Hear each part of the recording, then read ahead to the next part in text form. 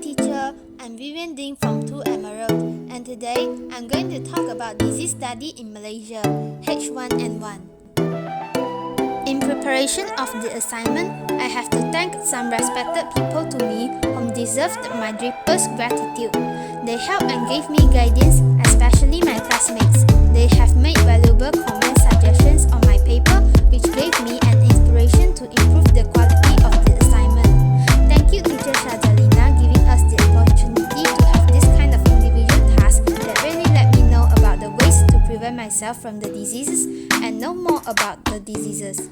I'm grateful and glad that now I have learned something new from this assignment. Once again, thank you to all of you that helped me in this assignment.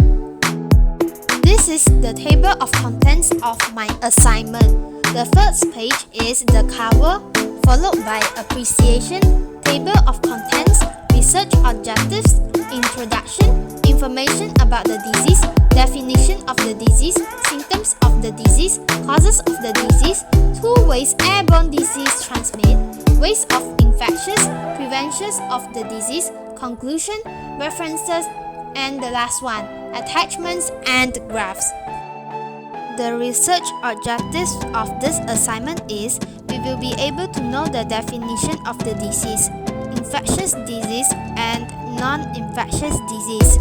Next, we will be able to know the name of the disease, types of the diseases transmitted, the causes and preventions. Therefore, we will be able to take precautions of the disease. Let's do some introduction of the disease. The name of the disease is influenza A H1N1. It is an infectious disease and is spread through air.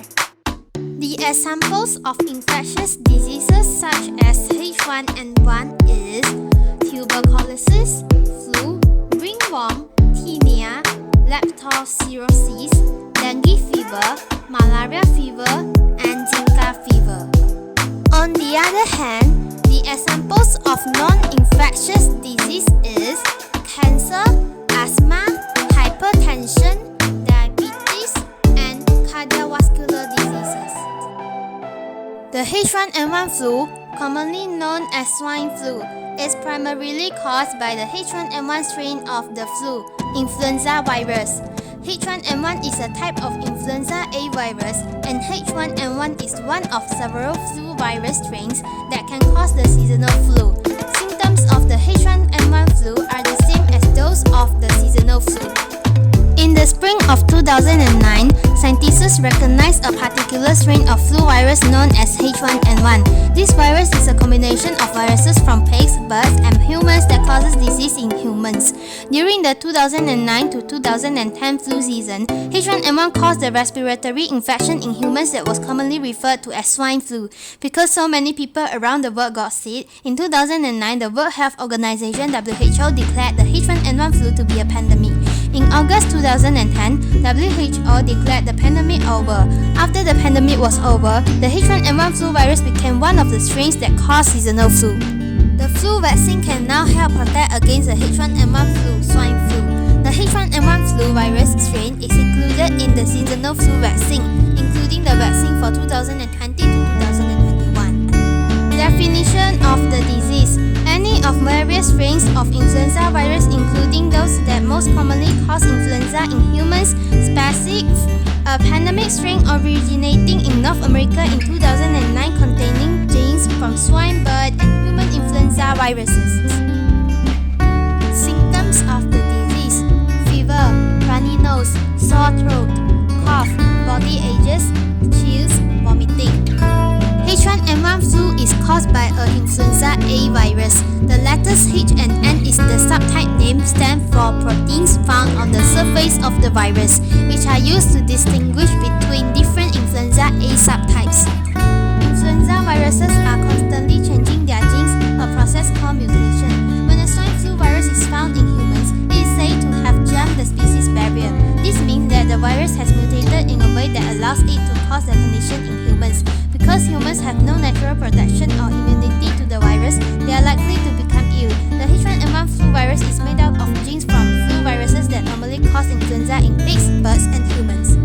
H1N1 flu virus is contagious. Person-to-person transmission of H1N1 flu virus occurs, and the virus is easily spread among people. It is believed that it is spread the same way as regular seasonal influenza. A person infected with H1N1 flu virus can infect others starting one day before symptoms develops and up to 7 or more days after becoming ill. Influenza is spread from person to person when the virus enters the body through the eyes, nose, or mouth. Coughing and sneezing releases the germs into the air where they can breathe in by others. The virus can also rest on hard surfaces like doorknobs, ATM buttons, and counters. A person who touches this surface with their hands and then touches their eyes, mouth, or nose can become infected with the virus. Influenza is generally not spread by eating food or drinking water. Ways of infections of H1N1. The same way as the seasonal flu. When people who have it cough or sneeze, they spray tiny drops of the virus into the air. If you come in contact with these drops, touch a surface where the drops landed, or touch something an infected person has recently touched, you can catch H1N1 swine flu. Ways to prevent the disease. Cover the mouth and nose when sneezing, yawning, or coughing. Do not spit everywhere. Avoid being in a crowded place. Ensure the living place gets enough light, as ultraviolet rays can kill certain microorganisms in the air. This is a table of how to avoid H1N1.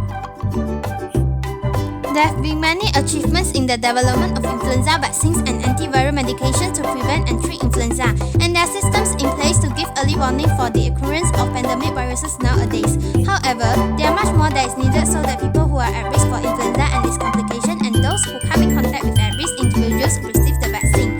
Improving immunization protection will require APNs and other healthcare professionals to educate their clients and peers about their susceptibility to influenza and the severity of illness that influenza can cause. APNs need to assess their clients' beliefs, attitudes, and perceptions about influenza and the vaccine and plan interventions to make the vaccine and delivery of the influenza vaccine attractive so the morbidity and mortality associated with influenza can be reduced. This is the summary of all you need to know about H1N1.